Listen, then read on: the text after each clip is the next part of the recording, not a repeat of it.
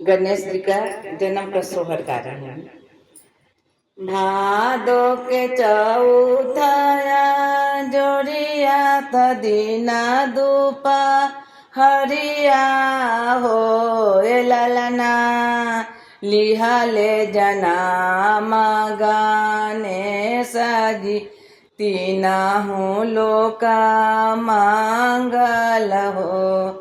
ललना गौरा के भैले ललनवा कैला आशा में बाधया बाज हो ललना घरे घरे हो ओ खेला पूजा नवा त गाना पति के चरणवा में हो ललना सुख देव दुख हरे आइले तो विधाना मी नासक जी हो ललना भोले बाबा डमरू बजावे नंदा जी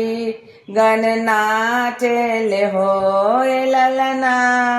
पर्वत पर छाई गईले खुशिया तो ढोला मृदंग